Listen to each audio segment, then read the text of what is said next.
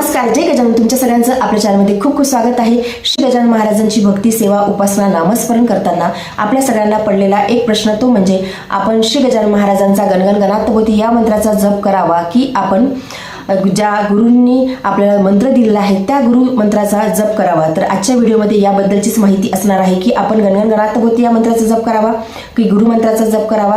त्यासोबतच जेव्हा आपण गुरुकडून दीक्षा घेतो किंवा मंत्र घेतो तर आपल्याला कोणकोणत्या नियमांचं पालन करायचं आहे, आणि आपण समजा गुरु मंत्राचा जप करत आहे आणि गणगण गणातभोवती या मंत्राचा जप करत आहे तर मग कसा करायचा आहे, या सगळ्यांबद्दलची माहिती आजच्या व्हिडिओमध्ये असणार आहे.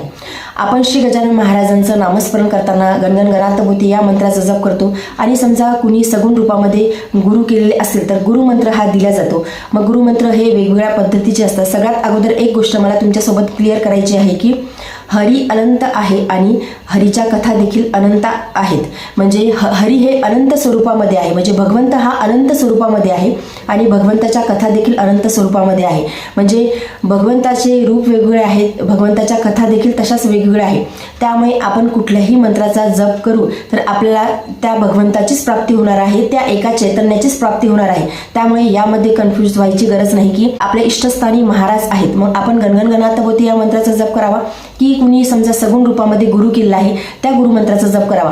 जरी तुम्ही गुरुमंत्राचा जप केला तरी सुद्धा तुम्हाला महाराजांचीच प्राप्ती होणार आहे. आपण आपल्या इष्टस्थानी ठेवून महाराजांचीच पूजा आराधना करायची आहे, परंतु आपल्याला गुरुमंत्राचा जप करायचा आहे. गुरु आज्ञा ही सर्वज्ञ मानावी. गुरुकडून जो मंत्र घेतला आहे, तुमच्या गुरूंनी जेवढा तुम्हाला मंत्र म्हणायचा सांगितला आहे दिवसभरामध्ये, म्हणजे 5 माळी असो किंवा 11 माळी असो किंवा अजून काही असो, ते तुमच्याकडून व्हायला हवं. दिवसभरामध्ये तेवढं तुम्ही जप, तुमचं नामस्मरण हे व्हायला हवं गुरुमंत्राचं. आणि गणगण गणातभोवती हा मंत्र जर तुम्हाला म्हणायचं असेल तर त्यानंतर तुम्ही तो मंत्र म्हणू शकता.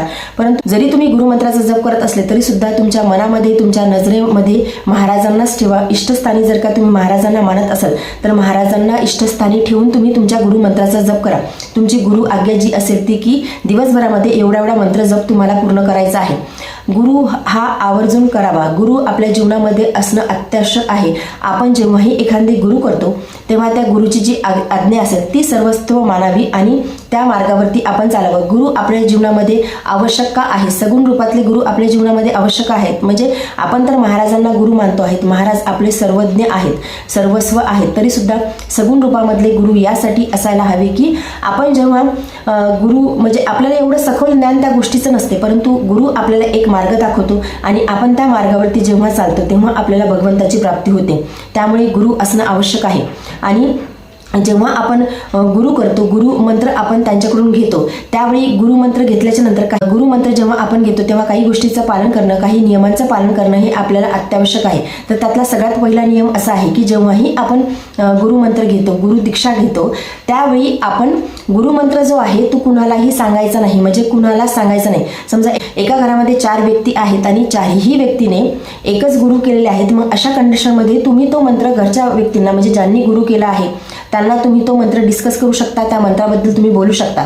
परंतु ज्यांनी समजा गुरु केलेला नाही त्या व्यक्तींना तुम्ही त्या गुरुमंत्राबद्दल तुम्ही बोलायचं नाही किंवा गुरुमंत्र कुणालाही असं सांगत नसतात.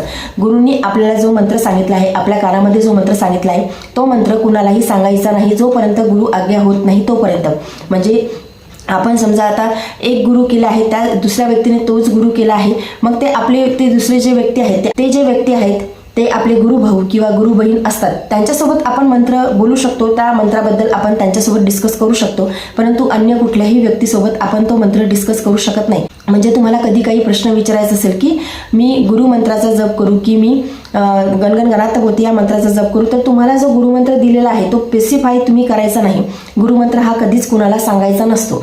त्यानंतर दुसरा नियम असा आहे की गुरुमंत्र जेव्हा आपण घेतो त्यावेळी गुरुमंत्राचं जेव्हा आपण जप करतो, आपले जेवढी गुरु आज्ञा असेल की एवढ्या मंत्राचं जप तुम्ही दिवसभरामध्ये करा, तेव्हा पवित्र होऊनच आपल्याला गुरुमंत्राचा जप हा करायचा असते. म्हणजे आपली आंघोळ झाल्याच्या नंतर आपल्याला गुरुमंत्राचा जप करायचा आहे. त्यानंतर आपण समजा वॉशरूममध्ये असेल तर मग त्यावेळी आपण गुरुमंत्राचा जप करायचा नाही. आंघोळीच्या अगोदर आपण गुरुमंत्राचा जप करायचा नाही. म्हणजे पवित्र कंडिशनमध्ये व्यवस्थित एका ठिकाणी बसूनच आपल्याला गुरुमंत्राचा जप हा करायचा असतो. त्यामुळेच आपल्याला भगवंताची प्राप्ती होणार आहे, आपल्याला चैतन्य स्वरूपाची प्राप्ती होणार आहे. त्यामुळे आपण गुरुमंत्र अशा कुठल्याही कंडिशनमध्ये गुरुमंत्राचा जप हा करायचा नाही. त्या आणि गुरुमंत्राचा जप करताना आपल्याला पर्टिक्युलर आसन वगैरे घेऊन रोज त्याच आसनावरती बसून आपल्याला गुरुमंत्राचा जप हा करायचा असतो. तिसरा नियम असा आहे की जरी तुमची गुरु आज्ञा असेल की तुम्ही एवढा मंत्र जप दिवसभरामध्ये पूर्ण करायचा आहे, म्हणजे तुमच्या गुरुने 21 माळी, 11 माळी, 5 माळी जे काही तुम्हाला सांगितलं असेल ते, आणि तरी सुद्धा तुमच्याकडून जर का ते होऊ शकत नसेल, म्हणजे आता एखाद्या वेळी असं होते की काम असते, मग आपण तेवढा वेळ देऊ शकत नाही, किंवा एखाद्या कुठल्या तरी परिस्थितीमध्ये आपण फसलेलो असतो, दिवसभरामध्ये खरंच बिलकुलच वेळ मिळत नाही माळी घेण्यासाठी, मग अशा वेळी ॲटलिस्ट 5 वेळेस तरी तुम्ही, म्हणजे 5 वेळेस तरी दिवसभरामध्ये गुरुमंत्राचा जप हा व्हायला हवा. जेव्हा ग्रहण काळ असतो त्यावेळी असं म्हटलं जाते की गुरुमंत्र हा सिद्ध होतो, त्यामुळे जेव्हा ग्रहण काळ असतो त्या काळामध्ये जास्तीत जास्त गुरुमंत्र हा म्हणण्याचा प्रयत्न करायचा आहे. मंत्र आपण जर घेतलेला असेल तर, कारण की त्या गुरुमंत्राला मलिनता येते, त्यामुळे जेव्हा ग्रहण असते त्यावेळी आवर्जून गुरुमंत्राचा जप हा करावा. सगळ्यात मोठा प्रश्न हा होता की गणगण गणातभूती या मंत्राचा जप करावा की गुरुमंत्राचा जप करावा. तर तुम्ही, म्हणजे मला तशी कमेंट आलेली होती, तर तुम्ही महाराजांना इष्टस्थानी ठेवून, महाराजांना डोळ्यासमोर ठेवून तुम्ही गुरुमंत्राचा जप केला तरी सुद्धा चालते, किंवा तुमच्या ज्या काही गुरु आज्ञा आहे तुमची, की ज्या गुरूंनी तुम्हाला सांगितलं आहे की एवढा मंत्र जप तुम्ही दिवसभरामध्ये पूर्ण करा, त्यानंतर तुम्ही महाराजांचा जप हा करू शकता. मग तुम्ही 1 माळ घेतली तरी सुद्धा चालते, किंवा गुरुमंत्र म्हणतच तुम्ही महाराजांना आपल्या नजरेसमोर ठेवून तुम्ही गुरुमंत्र म्हणू शकता. मनामध्ये महाराजांना ठेवून तुम्ही गुरुमंत्र म्हणू शकता. आपल्याला कुठला जरी मंत्राचा जप केला तरी सुद्धा आपल्याला महाराजांचीच प्राप्ती होणार आहे, आपल्याला त्या स्वरूपाचीच प्राप्ती होणार आहे. त्यामुळे गुरुमंत्र जो आहे तो शक्य तेवढा तुम्ही जप करण्याचा प्रयत्न करा. हरी अनंत आहे आणि हरीच्या कथा देखील अनंत आहेत, म्हणजे हरी अनंत, कथा अनंता. जसं की भगवंताचं रूप वेगवेगळं आहे, तसेच भगवंताच्या कथा देखील वेगवेगळ्या आहेत. आणि आपण नेहमी करता इथेच कन्फ्यूज होतो की आपण प्रत्येक जे देव आहे किंवा आपण प्रत्येक गुरु आहे त्यामध्ये आपण डिफरन्स करत चालतो. मग आपल्याला एकच पर्टिक्युलर देव आवडतात किंवा एकच पर्टिक्युलर आपल्याला मंत्र आवडतो, तर त्या मंत्राचीच आपण पूजा करावी, त्या मंत्राचा जप आपण करावा. आपल्याला त्या एका चैतन्य स्वरूपाचीच प्राप्ती होणार आहे. म्हणजे आपण जसं बघतो की नारायण आहेत, श्रीहरी विष्णू आहेत, त्यांचे रूप आहे राम, त्यांचे रूप आहे कृष्ण, मग त्यांचे रूप आहे नरसिंहा, त्यांचे रूप आहेत बालाजी, असे असंख्य रूप त्यांचे आहेत. मग आपण जेव्हा भक्ती करत असतो त्यावेळी आपण एक भगवंताला आपण डोळ्यासमोर ठेवूनच आपण भक्ती करत असतो. तर तशी करावी देखील, एका भगवंताला आपण आपल्या डोळ्यासमोर ठेवून भक्ती करावी, एका मंत्राचा जप आपण करावा, कारण की आपण 2 नावेवरती कधी चालू नये. परंतु तरी देखील समजा आता कुणी सगुण रूपामध्ये गुरु केलेला असेल तर तुम्ही त्या इष्टदेवतांना डोळ्यासमोर ठेवून तुम्ही गुरुमंत्राचा जप नक्की करा. तुम्हाला त्या चैतन्य स्वरूपाचीच प्राप्ती होणार आहे, जे चैतन्य स्वरूप तुम्हाला जास्त आवडते. त्यामुळे गुरुमंत्राचा जप तुम्ही करा. महाराजांना इष्टस्थानी ठेवून, महाराजांना मनामध्ये ठेवून तुम्ही गुरुमंत्राचा जप करा.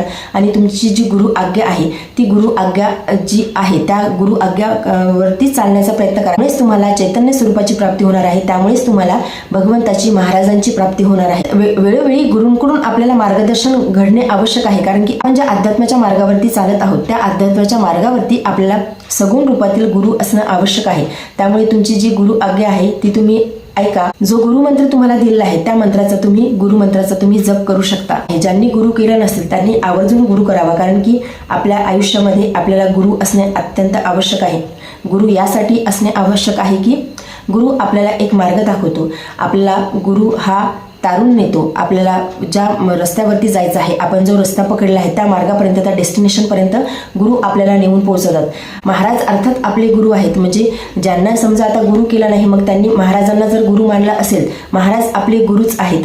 महाराज आपल्याला वेळोवेळी आपल्या अंतर्मनातून आपल्याला कुठली तरी परिस्थिती आपल्यासमोर निर्माण करून किंवा कुठल्या तरी व्यक्तीच्या स्वरूपातून महाराज आपल्याला संकेत हे देतच असतात. परंतु तुमच्या जीवनामध्ये समजा सगुण रूपामध्ये कुणी गुरु असतील तर त्यांची देखील तुम्ही आज्ञा माना आणि गुरूंनी जो मंत्र दिलेला आहे तो मंत्र जप तुम्ही करा.